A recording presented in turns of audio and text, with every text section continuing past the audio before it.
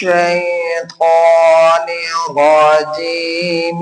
بسم الله الرحمن الرحيم. اقترب للناس حسابهم وهم في غفلة معرضون. ما يأتيهم من ذكر من ربهم محدث إلا استمعوه وهم يلعبون لاهية قلوبهم وأسروا النجوى الذين ظلموا هل هذا إلا بشر مثلكم أفتأتون السحر وأنتم تبصرون.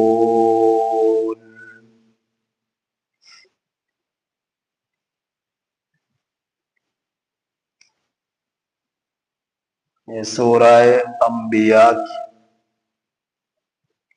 آیت نمبر 1 تا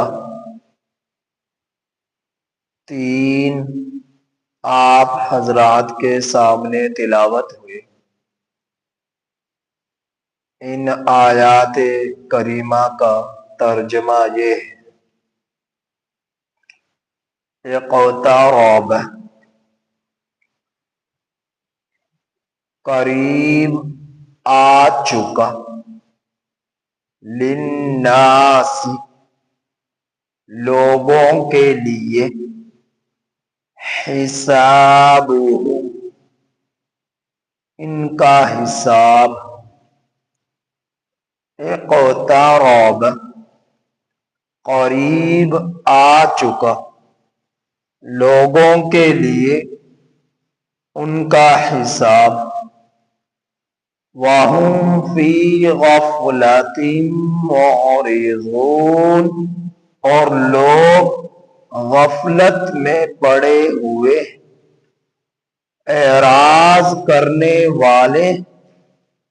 ما یأتیہم، نہیں آئی ان کے پاس، من ذکر، نصیحت، من ربہم، ان کے رب کی طرف سے، محدث، تازہ، نہیں آئی کوئی نصیحت ان کے رب کی طرف سے، محدث، تازہ، الا استمعوہ، مگر وہ اس کو سنتے ہیں، وَهُمْ يَلْعَبُونَ، اور وہ کھیل میں پڑے ہوئے، لاہیۃً، غفلت میں ہیں، قلوبہم، دل ان کے، وَأَسَرُّوا النَّجْوَىٰ،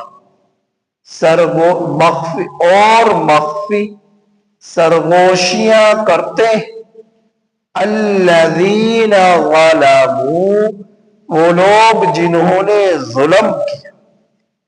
حل ھذا، نہیں ہے یہ، الا بشر مثلکم، مگر بشر تمہارا جیسا. افتأتون السحر، کیا پس تم لاتے ہو جادو کو، وَأَنْتُمْ تُبْصِرُونَ، حالانکہ تم دیکھتے ہو.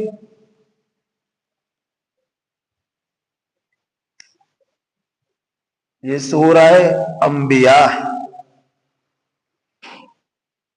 اس سورہ مبارکہ کے 7 رکوع ہیں، اور اس سورہ مبارکہ میں کل آیات 112 ہیں۔ تو یہ سورہ مبارکہ 7 رکوعوں پر اور 112 آیات کریمہ پر مشتمل ہے۔ اس سورہ مبارکہ کا نزول مکۃ المکرمہ میں ہوا۔ اس سورت سے پہلے 72 سورتوں کا نزول ہو چکا تھا۔ کل قرآن کریم میں 114 صورتیں اور 6666 آیات کریمہ ہیں۔ تو صورتوں میں نزول کے اعتبار سے اس سورت کا 73واں نمبر ہے۔ 72 صورتیں اس سے پہلے نازل ہو چکی، جہاں پورے قرآن کریم میں 6666 آیات کریمہ ہیں۔ ان 6666 آیات میں سے 112 آیات کریمہ اس سورہ مبارکہ میں۔ اس سورت کا نام سورہ انبیاء ہے۔ انبیاء نبی جن کی جمع ہے، اور نبی خبر دینے والے کو کہا جاتا ہے۔ اور خبر نبی کس کی دیتا ہے؟ اللہ رب العزت کے احکامات کی خبر، پیغامات کی خبر اللہ کی طرف سے اللہ کی مخلوق کو پہنچانے والی عظیم ہستی کو نبی کہتے ہیں، کہ جن کو اللہ جل جلالہ نے جن پر وحی کا نزول فرمایا، نبوت سے نوازا، رسالت سے نوازا، جن کی طرف حضرت جبرائیل علیہ السلام اللہ کے پیغامات لے کر اترا کرتے، اور وہ اللہ کے پیغام نبی کو ملتا تو نبی اس پیغامات کو اللہ کی مخلوق تک پہنچا دیتے۔ تو اللہ کے پیغاموں کی خبر دینے والے کو نبی کہا جاتا ہے۔ اور اس صورت میں چونکہ اللہ کے نبیوں کا تذکرہ ہے، ان عظیم ہستیوں کا تذکرہ ہے کہ جنہوں نے اللہ کے احکامات کی خبر اللہ کے نبیوں تک پہنچائی، تو اس وجہ سے اس سورت کا نام سورہ انبیاء رکھ دیا گیا ہے۔ نبیوں کا سب سے بنیادی مقصد، جس میں کسی بھی نبی کا دوسرے سے اختلاف نہ رہا، وہ ہے توحید۔ تمام نبیوں نے توحید کی دعوت اپنی قوموں کو دی، اللہ کی مخلوقات کو دی۔ تمام نبیوں نے اللہ جل جلالہ کی توحید کی دعوت۔ تو توحید میں سب کی دعوت یکساں ہے۔ سب نبیوں نے یہ پیغامات دیے، یہ حکم دیا، یا قوم اعبدوا اللہ ما لکم من الہ غیر، کہ تم اللہ کے سوا کسی کی عبادت نہ کرو، ایک اللہ کی عبادت کرو، ایک اللہ کی عبادت کرو، اور اللہ ہی کو وحدہ لا شریک سمجھو، کہ اللہ اپنی ذات میں، اللہ اپنی صفات میں، اللہ اپنے افعال میں وحدہ لا شریک ہے، یعنی اکیلا ہے، یکتا ہے۔ اس کی نہ ذات میں کوئی شریک، نہ اس کی کوئی صفات میں شریک، نہ اس کے کوئی افعال میں شریک۔ ذات میں شریک ہونے کا مطلب کیا؟ کہ نہ اس کا اس کے والدین ہیں، نہ اس کی اولاد ہے، نہ اس کی بیوی ہے، نہ اس کے بھائی بہن ہیں، وہ اکیلا ہے، ان تمام چیزوں سے پاک ہے۔ صفات میں مطلب کیا؟ تم کھاتے ہو وہ کھانے سے پاک، تم پیتے ہو وہ پینے سے پاک، تمہیں بھوک لگتی ہے وہ بھوک سے پاک، تمہیں موت آتی ہے وہ موت سے پاک۔ تو وہ اللہ رب العزت کی ذات صفات میں بھی وحدہ لا شریک، افعال میں بھی وحدہ لا شریک، ساری کائنات کا خالق اللہ اور ساری کائنات اللہ کی محتاج ہے۔ سورج کو پیدا کرنے والا کون؟ اللہ کی ذات۔ چاند ستارے سیاروں کو پیدا کرنے والی ذات کون؟ اللہ کی ذات ہے۔ گرمی سردی کا نظام دینے والی ذات کون؟ اللہ کی ذات ہے۔ بارشوں کا نظام چلانے والی ذات کون؟ اللہ کی ذات ہے۔ زندگی اور موت کی مالک کون؟ اللہ کی ذات ہے۔ تو اپنے افعال میں بھی وہ وحدہ لا شریک ہے۔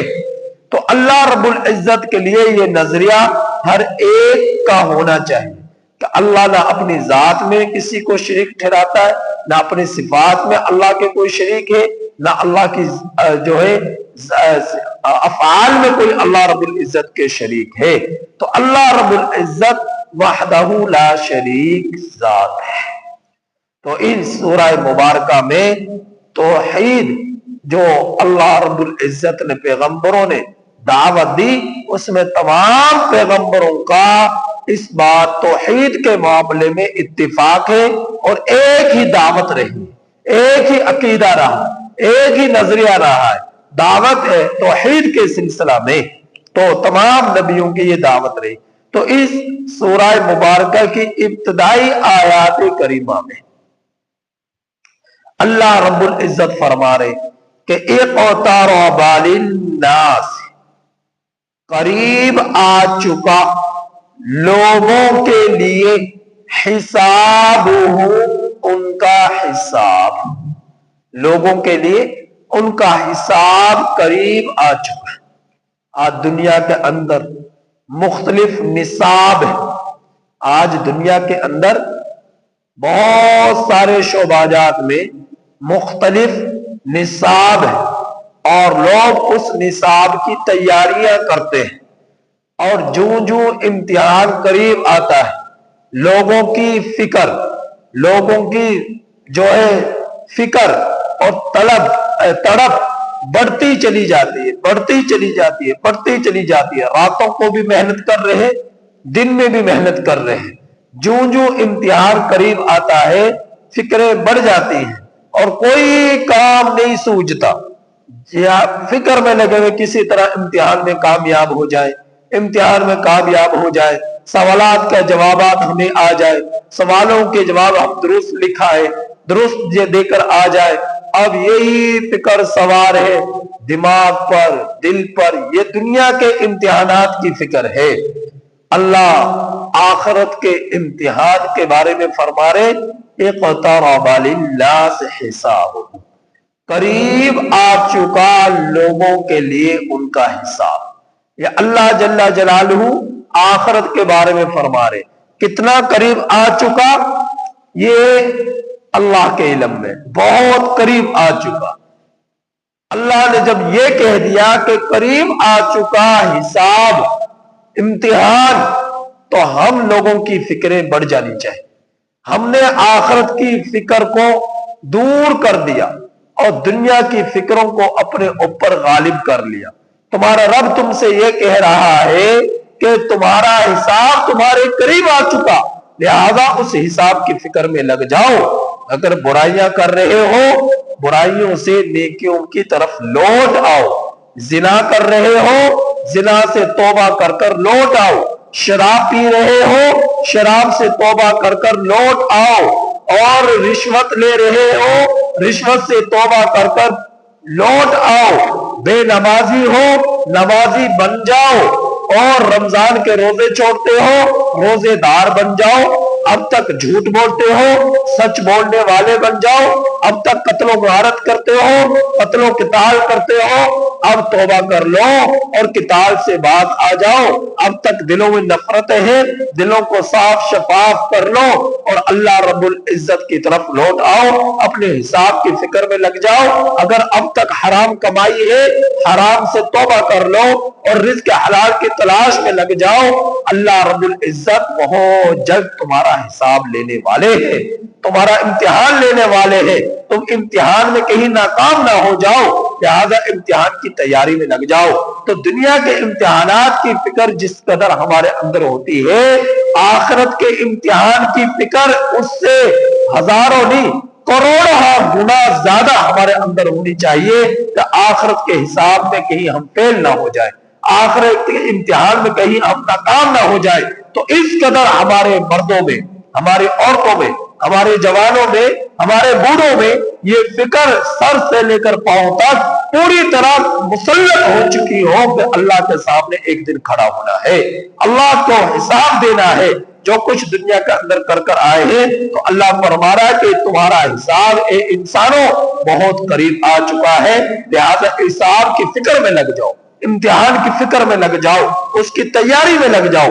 اقترب للناس حسابهم، قریب آ چکا لوگوں کے لیے ان کا حساب، اور لوگوں کی حالت یہ ہے کہ وَهُمْ فِي غَفْلَةٍ مُعْرِضُونَ، کہ لوگ غفلت میں، لوگ غفلت میں ہیں، وَهُمْ فِي غَفْلَةٍ، لوگ غفلت میں ہیں، لاپرواہی برت رہے ہیں اور غفلتیں برت رہے ہیں، معرضون، اور حساب سے اعراض کر رہے ہیں کہ یہ سمجھ رہے ہیں ہم دنیا میں جو کچھ کر رہے ہیں کوئی نہیں پوچھنے والا، ہم دنیا میں جس طرح زندگی گزار رہے ہیں کوئی نہیں پوچھنے والا، ہم اپنی زبانوں سے جو کچھ نکال رہے ہیں کوئی نہیں پوچھنے والا۔ ہمارا رب یہ کہہ رہا ہے مَا يَلْفِظُ مِنْ قَوْلٍ إِلَّا لَدَيْهِ رَقِيبٌ عَتِيدٌ، تمہارے منہ کے پاس ایک نگران فرشتہ مقرر ہے، تمہارے منہ سے جو بول نکلتے ہیں وہ لکھتا ہے۔ میں کہتا ہوں کہ نہیں کوئی نہیں لکھنے والا، تو اللہ رب العزت کہہ رہا میں تمہیں دیکھ رہا ہوں، تم کہتے ہو کوئی نہیں دیکھنے والا۔ اللہ رب العزت کہہ رہا ہے کرامن کاتبین یعلمون ما تفعلون، تمہارے دائیں بائیں کندھوں پر کرامن کاتبین معزز فرشتے موجود ہیں، جو کچھ تم کرتے ہو وہ لکھتے ہیں۔ میں کہتا ہوں کہ نہیں کوئی نہیں لکھنے والا، کوئی وجود نہیں ہے کرامن کاتبین کا۔ اللہ کہہ رہا ہے ایسا ہے، یہ حقیقت ہے۔ وَهُمْ مُعْرِضُونَ، میں اعراض کر رہا ہوں، اعراض کرتا جا رہا ہوں۔ میرے اعراض کرنے کی زندگی جوانی نے بڑھاپے کی طرف منتقل کر دی، بڑھاپا موت کا انتظار کر رہا ہے۔ تو غفلتیں ایسی ہیں کہ میں اور آپ یہ سمجھتے ہیں میں تو ابھی جوان ہوں، وہ موت تو بڑھاپے میں آئے گی، میں تو ابھی صحت مند ہوں، موت تو بیماری میں آئے گی، میں تو ابھی امن میں ہوں، موت تو جو ہے قتل و قتال کے ساتھ آئے گی، میں تو ابھی سکون کی زندگی گزار رہا ہوں، موت تو کسی حادثے کی صورت میں آئے گی، میں نے تو بڑے احتیاط کے ساتھ زندگی گزارنی کہ حادثہ پیش نہ آئے۔ اللہ رب العزت موت دینے کے لیے بیماری کا محتاج نہیں، اللہ رب العزت موت دینے کے لیے بڑھاپے کا محتاج نہیں، اللہ رب العزت موت دینے کے لیے کسی حادثے کا محتاج نہیں، اللہ رب العزت موت دینے کے لیے کسی بھی سبب کا محتاج نہیں۔ اگر اللہ چاہے تو میں یہاں بیٹا مجھے اٹھنے نہ دے، میں یہاں بول رہا میرے بول کو بند کر دے، میری آنکھیں دیکھ رہی میری آنکھوں کی بینائی کو چھین لے، اچانک مجھے پتہ ہی نہ چلے، اللہ کے لیے کوئی مشکل نہیں ہے۔ آج میرے کان سن رہے قوت سماعت کو اچانک چھین لے، زبان بول رہی زبان کی جو ہے گویائی کو اچانک چھین لے، اللہ رب العزت کے لیے کوئی مشکل نہیں ہے، وہ کسی بھی سبب کا محتاج نہیں ہے، نہ موت کے لیے بیماری کا محتاج، نہ موت کے لیے بڑھاپے کا محتاج، نہ موت کے لیے کسی جو ہے گولی کا محتاج کہ تمہیں گولی لگ جائے، تمہیں تلوار لگ جائے، نیزہ لگ جائے، کوئی میزائل آ کر لگ جائے تبھی موت آئے گی۔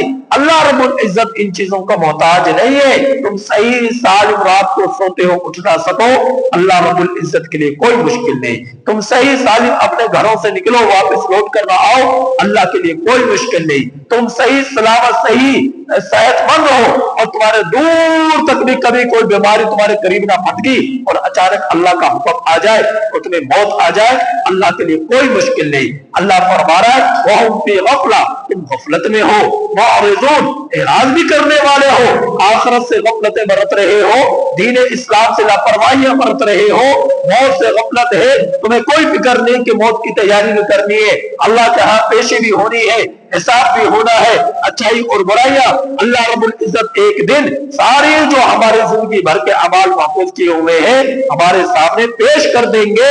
وَمَن يَعْمَلْ مِثْقَالَ ذَرَّةٍ خَيْرًا يَرَهُ، اچھائی ہوگی ذرا بھر بھی وہ بھی تمہارے سامنے ہوگی۔ وَمَن يَعْمَلْ مِثْقَالَ ذَرَّةٍ شَرًّا يَرَهُ، برائی ہوگی ذرا بھر بھی وہ بھی ہمارے سامنے پیش ہو جائے گی۔ تو میرا اللہ فرما رہا مَا يَأْتِيهِم مِّن ذِكْرٍ مِّن رَّبِّهِمْ، نہیں آئی ان کے پاس نصیحت ان کے رب کی طرف سے محتسب، نہیں یعنی تازہ، الا استمعوه، مگر یہ لوگ اس کو سنتے ہیں، وهم يلعبون، سننے کے باوجود کھیل میں لگے ہوئے، دنیا کے تماشے میں لگے ہوئے، دنیا کے لعب و لہو میں لگے ہوئے، دنیا کی زینت میں لگے ہوئے، دنیا کے تفاخر میں لگے ہوئے، اور اللہ رب العزت کے احکامات سے لاپرواہیاں برت رہے، حالانکہ اللہ کی طرف سے نصیحت آ چکی قرآن کی صورت میں، حدیث کی صورت میں، صحابہ کی زندگیوں کی صورت میں، نبی کی زندگی کی صورت میں، نبی نے تمہارے لیے مکمل دین تم تک پہنچا دیا، تمہارے ہاتھوں میں تمہارے سامنے یہ دین موجود ہے اور تم اس دین سے لاپرواہیاں برت رہے ہو، یہ اسلام موجود ہے، اسلام سے غفلتیں برت رہے ہو، تو اللہ رب العزت کے سامنے ایک دن تمہیں کھڑا ہو کر اس بات کا جواب دینا پڑے گا۔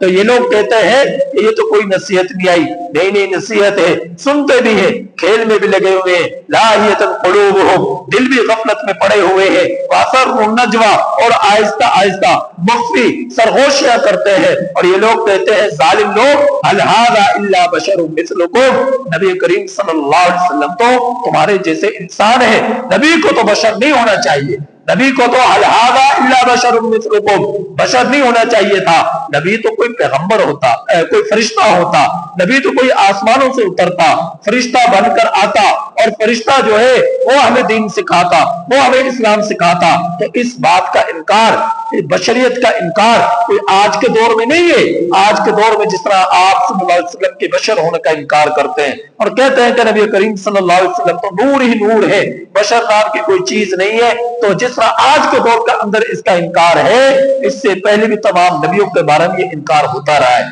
کہ نبی کو تو بشر نہیں ہونا چاہیے، نبی تو کوئی فرشتہ ہوتا۔ تو نبی کریم صلی اللہ علیہ وسلم کے بارے میں بھی ابتدائی زمانہ میں بھی اور آج کے دور میں بھی کثرت سے لوگوں کا یہ نظریہ ہے کہ نبی کریم صلی اللہ علیہ وسلم بشر نہیں تھے، آپ صلی اللہ علیہ وسلم نور تھے۔ تو آپ صلی اللہ علیہ وسلم اگر نور تھے تو پھر انسانوں جیسی پیدائش کیوں ہوئی؟ ایک آپ صلی اللہ علیہ وسلم کی والدہ آمنہ کیوں ہوئی؟ آپ صلی اللہ علیہ وسلم کے والد مبارک عبداللہ کیوں ہوئے؟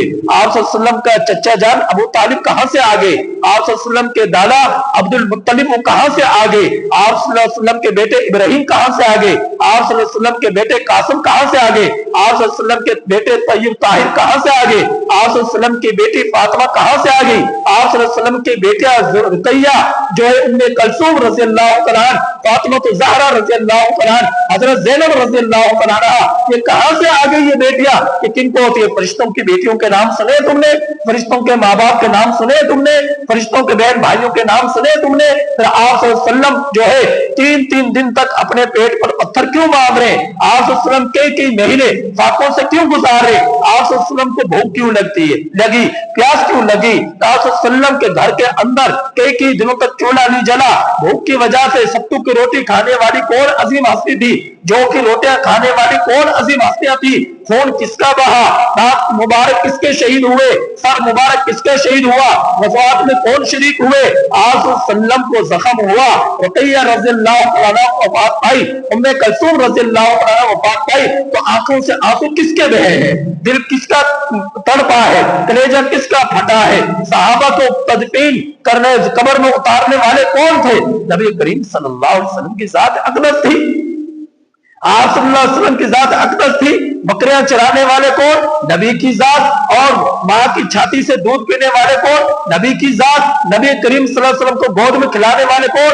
نبی سے محبت کرنے والے لوگ۔ تو آپ نے دیکھا کوئی فرشتہ کو بھوک لگی ہو، کسی فرشتے کو جو ہے اس کو اولادیں ہوئی ہو، کسی فرشتے کے والدین ہو، کسی فرشتے کو آپ نے دیکھا کہ اس کے بھائی بہن کنبہ قبیلہ ہو، کسی فرشتے کسی ماں اپنی ماں کی چھاتی سے دودھ پیا ہو، آپ دیکھیں گے یہ ان چیزوں سے فرشتے پاک ہوتے ہیں، نہ وہ کھانے سے پاک، وہ پینے سے پاک، وہ بھی بچوں سے پاک، وہ آپ اولاد سے پاک۔ اللہ پاک نے اپنی مخلوق نور والی صفات سے ان فرشتوں کی پیدائش کروائی، تو ان کو ان چیزوں کی کوئی ضرورت نہیں، ان کو خوشی کا احساس نہیں، ان کو غم کا احساس نہیں، ان کو بھوک کا احساس نہیں، ان کو اولاد کی کوئی طلب نہیں۔ اللہ پاک نے انہیں اپنی عبادت کے لیے پیدا کیا، ہر وقت وہ فرشتے جو نور سے پیدا ہوئے اللہ کی عبادت میں لگے ہوئے۔ نبی کریم صلی اللہ علیہ وسلم ہمارے جیسے انسان تھے، لیکن حقیقت یہ ہے کہ ہم نے یہ سمجھا آپ صلی اللہ علیہ وسلم کی جو بشریت کا انکار ہوا وہ انسانوں نے اس لیے کیا کہ انسان یہ کہتے ہیں کہ میں جس طرح گناہ کرتا ہوں، میں جس طرح زنا کرتا ہوں، میں جس طرح جھوٹ بولتا ہوں، میں جس طرح قتل و غارت کرتا ہوں، میں جس طرح نفرتیں کرتا ہوں، تو ہماری تو یہ انسان کی تو یہ شان ہی نہیں کہ وہ نبی بن کر آئے۔ تو انسان نے اپنے اوپر نبی کو جو ہے جیسا سمجھ لیا، اپنا جیسا نبی کریم صلی اللہ علیہ وسلم کو سمجھ لیا کہ جس طرح میں زانی تو نبی کریم صلی اللہ علیہ وسلم سے ایسے بشر ہے تو بشر سے یہ کام ناممکن ہے، جچ بھی نہیں یہ بات۔ اگر میں جو ہے شرابی، میں اگر جو ہے گناہ کرنے والا، معصیت کرنے والا، تو میں انسان کے اندر یہ چیزیں ہوتی ہیں کہ میں یہ کام کرتا ہوں، تو نبی کو تو انسان نہیں ہونا چاہیے۔ تو اللہ رب العزت نے تو اللہ اپنے نبی کو پاک صاف پاکیزہ رکھا ان چیزوں سے، کیونکہ اور اسی وجہ سے نبی کریم صلی اللہ علیہ وسلم کو معصوم کہا گیا، تمام نبیوں کو معصوم کہا گیا کہ تمام انبیاء اکرام علیہ السلام معصوم رہے ہیں۔ معصوم کا مطلب کیا کہ گناہ اللہ ان سے سرزد نہیں ہوتا۔ کوئی نبی العیاذ باللہ آپ نہیں دیکھو گے کہ کبھی وہ زنا کے قریب بھی آئے ہوں، شراب کے قریب بھی آئے ہوں، اور جو ہے زنا کے قریب بھی آئے ہوں، جھوٹ کے قریب بھی آئے ہوں، بدیانتی کے قریب بھی آئے ہوں۔ کسی نبی کو آپ نہیں دیکھیں گے، اللہ رب العزت نے ان کو پاک صاف شفاف بنایا ہے، گناہوں سے اللہ پاک نے ان کو پاکیزہ بنایا ہے۔ تو ہم لوگ چونکہ برائیاں کرتے ہیں، خطائیں کرتے ہیں، اللہ کے حکموں کو توڑتے ہیں، اس لیے ہم لوگوں کے دلوں میں یہ بات آ جاتی ہے کہ نبی کو تو ہمارا جیسا نہیں ہونا چاہیے تھا، بشر نہیں ہونا چاہیے تھا۔ تو آپ صلی اللہ علیہ وسلم بشر تھے، لیکن بشریت ایسے تمام برائیوں سے آپ صلی اللہ علیہ وسلم کی بشریت پاک صاف پاکیزہ تھی، جن برائیوں کے اندر ہم انسان لگے ہوئے ہیں، جن خامیوں کے اندر، جو کوتاہیوں کے اندر ہم انسان پڑے ہوئے ہیں۔ نبی کریم صلی اللہ علیہ وسلم ان تمام خامیوں، کمزوریوں، کوتاہیوں سے، عیبوں سے اللہ پاک نے نبی کریم صلی اللہ علیہ وسلم کو پاک صاف شفاف بنایا تھا۔ آپ صلی اللہ علیہ وسلم تمام چیزوں سے پاکیزہ تھے، تو آپ صلی اللہ علیہ وسلم ایسی عظیم ہستی تھی۔ اب آپ صلی اللہ علیہ وسلم بھی اگر فرشتے کی صورت میں آتے اور آپ صلی اللہ علیہ وسلم فرشتے کو نبوت ملتی تو پھر ہمارا اگلا اعتراض ہی ہوتا کہ فرشتے کو کیا پتا بھوک کا احساس کیا ہوتا ہے، فرشتوں کو کیا پتا ایک دوسرے کے دکھ درد کا احساس کیا ہوتا ہے، فرشتوں کو کیا پتا کہ ایک زخم کا احساس، تکلیف کیا ہوتی ہے، فرشتوں کو کیا پتا کلبے قبیلے کے دکھ درد کا احساس کیا ہوتا ہے۔ تو ہمارا اگلا اعتراض یہ ہوتا کہ فرشتوں کو کیا پتا پیاس کا احساس، پیاس کی تکلیف کیا ہے، بھوک کی تکلیف کیا ہے، زخموں کی تکلیف کیا ہے، فرشتوں کو تو کوئی حاجت نہیں ان چیزوں کی۔ تو اگلا اعتراض ہمارا یہ ہوتا، تو بلکہ آپ بشریت کا نبی بن کر آنا یہ بشریت کے جو ہے فضیلت کو بڑھا دیتا ہے، کہ بشر کو نبوت عطا فرمائی اور پھر نبی بن کر اس نے وہ کام کیے کہ جو وہ تڑپے انسانیت کے لیے کہ کس طرح یہ ٹوٹی ہوئی اللہ رب العزت سے دوریاں برتی ہوئی مخلوق کس طرح اللہ رب العزت کے قریب ہو جائے، اللہ تعالیٰ سے اس کا تعلق ٹوٹ جائے، اللہ تعالیٰ سے اس کی محبت ہو جائے اور اللہ کی مان کر زندگی گزارنے والے بن جائے۔ تو ان لوگوں نے ہمیشہ ہر زمانے کے اندر بھی اعتراض رہا، اس امت کے لوگوں کے اندر بھی بہت سارے لوگوں میں اعتراض رہا کہ حل ہاذا نہیں ہے یہ الا بشر مثلکم، مگر تمہارا جیسا انسان۔ یہ اعتراض اٹھایا کہ یہ بشر ہے، ہم اس کی بات کو کیسے مان لیں؟ مشرکین مکہ نے بھی اعتراض کیا کہ آپ صلی اللہ علیہ وسلم بشر ہے تو ہم بشر کو نبی کیسے مان لیں؟ وہ تو کسی فرشتے کو ہونا چاہیے تھا۔ افتأتون السحر، کیا بس تم آتے ہو لاتے ہو جادو، وانتم تبصرون، حالانکہ تم دیکھتے بھی ہو۔ تو یہ اس طرح کی باتیں مشرکین مکہ کیا کرتے تھے۔ اللہ رب العزت کے نبی بشر تھے، نوری صفات آپ پر غالب تھی، گناہوں سے آپ پاک صاف پاکیزہ تھے، عظیم ہستی تھی، اللہ کے بعد سب سے زیادہ مقام، سب سے زیادہ مرتبہ، سب سے زیادہ عزت، سب سے زیادہ عظمت، سب سے زیادہ رفعت اگر کسی ہستی کی تھی تو نبی کریم صلی اللہ علیہ وسلم کی ذات گرامی کی تھی۔ لہذا اللہ رب العزت نے جو سرداری، جو سب سے بڑا منصب نبی کو عطا فرمایا، اس نبی کی امت میں اور آپ میں اور آپ پیدا ہوئے، تو یہ ہمارے لیے بہت بڑی، بہت ہی زیادہ فخر کی بات ہے۔ اس پر اللہ رب العزت کا جتنا بھی شکر ادا کیا جائے اتنا ہی کم ہے۔ نبی کریم صلی اللہ علیہ وسلم کی زوجہ حضرت عائشہ صدیقہ رضی اللہ عنہ کے پاس ایک مرتبہ صحابی آئے اور کہنے لگے، اے امی عائشہ یہ تو بتا کہ ہم جب گھر کے سے باہر ہوتے ہیں، نبی کریم صلی اللہ علیہ وسلم کی زندگی ہمارے سامنے ہوتی ہے، غزوات کی زندگی، کتاب جہاد کی زندگی، اور جو ہے باہر تبلیغ کی زندگی، مسجد نبوی میں بیٹھے ہوئے آپ بہت ساری باتیں ہمیں سکھاتے ہیں، سفر حج کی زندگی ساری ہمارے سامنے ہے، جہاد کی زندگی ساری ہمارے سامنے ہے، مسجد میں آپ وسلم کے دعوت و تبلیغ کی زندگی ساری ہمارے سامنے ہے، تو باہر کے سارے معاملات نبی کریم صلی اللہ علیہ وسلم کے ہمارے سامنے ہیں، لیکن گھر میں نبی کریم صلی اللہ علیہ وسلم کے معاملات کیا ہوتے ہیں یہ ہمارے سامنے نہیں ہے۔ تو ہمیں بتاؤ تو صحیح کہ گھر میں نبی کریم صلی اللہ علیہ وسلم کی کیا مصروفیات ہوتی ہے، کیا معاملات ہوتے ہیں؟ تو حضرت عائشہ صدیقہ رضی اللہ عنہا نے فرمایا کہ نبی کریم صلی اللہ علیہ وسلم گھر کے اندر اپنے بالوں میں کنگھی بھی کر لیا کرتے ہیں، اپنے جوتوں کو گانٹھ بھی لیا کرتے ہیں، اپنے کپڑوں میں پیمد بھی لگا لیا کرتے ہیں، یہاں تک کہ اگر مجھے کوئی تکلیف بیماری ہو جاتی تو آپ صلی اللہ علیہ وسلم گھر کے اندر جھاڑو بھی لگا لیا کرتے تھے۔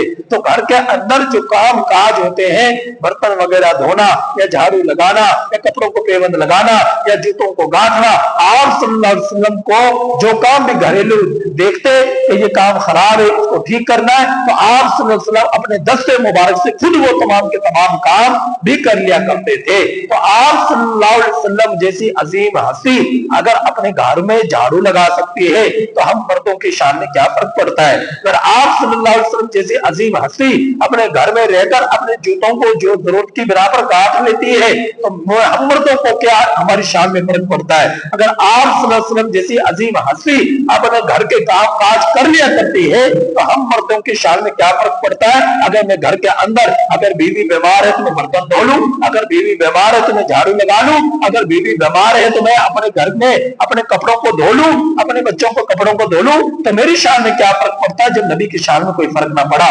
آپ صلی اللہ علیہ وسلم کے گھر کے کام کاج بھی کر لیا کرتے تھے اور باہر کے کام جتنے تھے وہ تو آپ کے اور میرے سامنے ہیں۔ سارا دین جو نبی کی وساطت سے ہم تک پہنچا، آپ صلی اللہ علیہ وسلم کے باہر کی زندگی پوری طرح محفوظ ہے اور وہ ہم تک پہنچی ہوئی ہے۔ اللہ نے قرآن میں اسے محفوظ کیا، نبی نے حدیث کے ذریعے انہیں بتلایا، صحابہ نے کر دکھلایا۔ کہ میرے واجب احترام عزیز دوستو، نبی کی سیرت کو اپنائیے، نبی کی زندگی کو اپنائیے اور آپ صلی اللہ علیہ وسلم کے نقش قدم پر چلیے، آخرت کی فکر کیجئے، غفلت والی چادر اتار دیجئے۔ یاد رکھو اللہ کے سامنے پیشی ہے، حساب ہے، اس حساب کی ابھی سے تیاری میں لگ جائے، کہیں وہاں پر جا کر ذلت کا سامنا نہ کرنا پڑے، عذاب میں ہمیں نہ ڈال دیا جائے، جہنم میں ہمیں نہ دھکیل دیا جائے۔ اللہ پاک سے دعا ہے کہ اللہ تعالیٰ ہم میں سے ایک کے لیے آخرت کی فکر نصیب فرمائے، غفلت سے حفاظت فرمائے اور نبی کریم صلی اللہ علیہ وسلم کی سچی محبت اور کامل اتباع نصیب فرمائے۔ الحمدللہ رب العالمین۔